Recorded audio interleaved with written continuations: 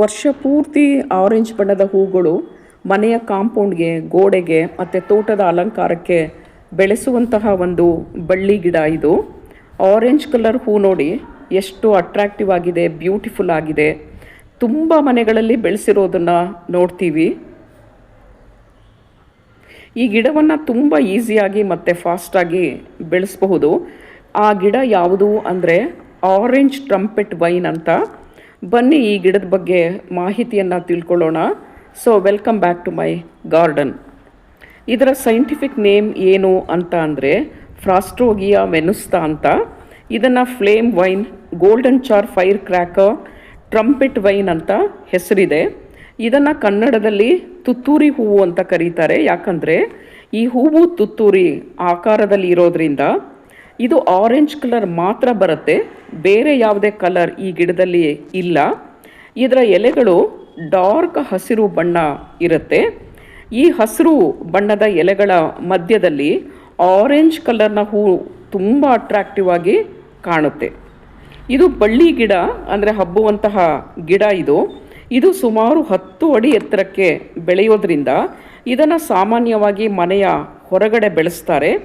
ಇದನ್ನು ಗೋಡೆ, ಬೇಲಿ, ಕಂಬ ಅಥವಾ ಕಾಂಪೌಂಡ್ಗಳಿಗೆ ಆಸರೆಯಾಗಿ ಈ ಗಿಡವನ್ನು ಹಬ್ಸಿರ್ತಾರೆ. ಇದರಲ್ಲಿ ನವೆಂಬರ್ ತಿಂಗಳಲ್ಲಿ ಹೂ ಪ್ರಾರಂಭ ಆದರೆ ಮಾರ್ಚ್, ಏಪ್ರಿಲ್ ತಿಂಗಳಿನವರೆಗೂ ಇರುತ್ತೆ.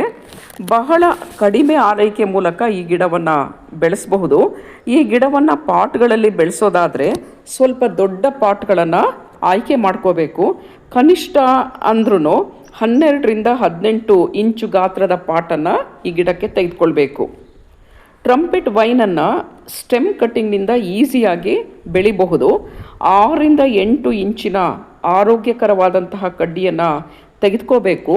ಇದರಲ್ಲಿ 3ರಿಂದ 4 ನೋಟ್ಸ್ ಅಂದರೆ ಗಿಣ್ಣು ಇರಬೇಕು, ಅಂದರೆ ರೂಟ್ಸ್ ಬರೋದಕ್ಕೆ ಸಹಾಯ ಆಗುತ್ತೆ.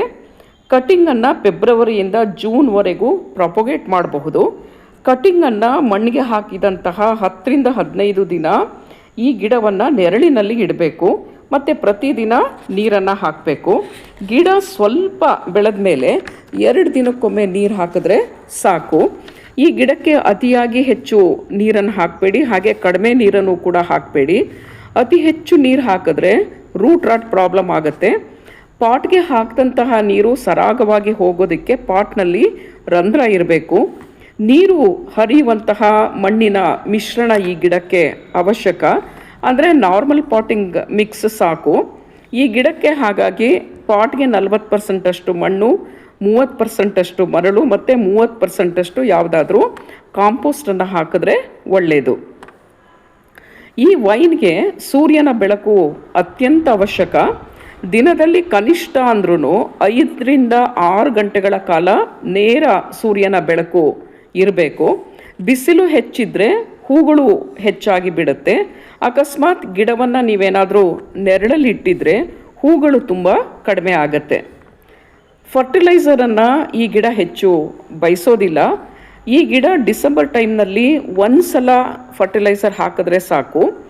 ಹೆಚ್ಚು ಹೂವನ್ನು ಪಡಿಬೇಕು ಅಂತ ಅಂದರೆ ಫಾಸ್ಫರಸ್ ಇರುವಂತಹ ಗೊಬ್ಬರವನ್ನು ಹಾಕಬೇಕು, ಅಥವಾ ಯಾವುದಾದ್ರೂ ಲಿಕ್ವಿಡ್ ಫರ್ಟಿಲೈಸರನ್ನು ಕೂಡ ಹಾಕ್ಬೋದು.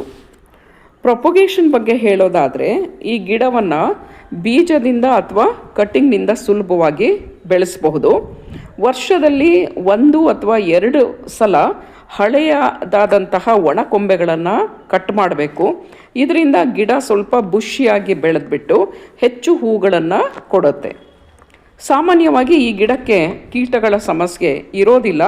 ಅಕಸ್ಮಾತ್ ಅಫಿಡ್ಸ್ ಏನಾದರೂ ಅಟ್ಯಾಕ್ ಮಾಡಿದ್ರೆ ನೀಮ್ ಆಯಿಲನ್ನು ಸಿಂಪಡಿಸಿದ್ರೆ ಸಾಕು. ಡಿಸೆಂಬರ್ ಸಮಯದಲ್ಲಿ ನೀವು ಯಾವುದೇ ನರ್ಸರಿಗೆ ಹೋದರೂ ಕೂಡ ಈ ಗಿಡ ಸಿಗತ್ತೆ. ಈ ಹೂನಲ್ಲಿ ಯಾವುದೇ ಪರಿಮಳ ಇರೋದಿಲ್ಲ, ಆದರೆ ಹೂಗಳು ಮಾತ್ರ ಗೊಂಚಲಾಗಿ ಬಿಡೋದ್ರಿಂದ ಡಿಸೆಂಬರ್ ಸಮಯದಲ್ಲಿ ಈ ಗಿಡವನ್ನು ಸಾಮಾನ್ಯವಾಗಿ ನರ್ಸರಿಗಳಲ್ಲಿ ನೋಡ್ತೀವಿ. ಯಾಕೆಂದರೆ ಈ ಹೂವಿನ ಗೊಂಚಲು ಅದರ ಬಣ್ಣನೇ ಅಷ್ಟು ಆಕರ್ಷಕವಾಗಿರುತ್ತೆ. ಹಾಗಾಗಿ ಎಲ್ಲರೂ ಕೂಡ ಈ ಗಿಡವನ್ನು ಪರ್ಚೇಸ್ ಮಾಡ್ತಾರೆ. ನೀವು ಕೂಡ ಈ ಗಿಡವನ್ನು ನಿಮ್ಮ ತೋಟದಲ್ಲಿ ಬೆಳೆಸ್ಕೊಂಡು ನಿಮ್ಮ ಹೂದೋಟವನ್ನು ಸುಂದರವಾಗಿ ಇಟ್ಕೊಳ್ಬಹುದು. Thanks for watching. See you in next video. Until then, take care.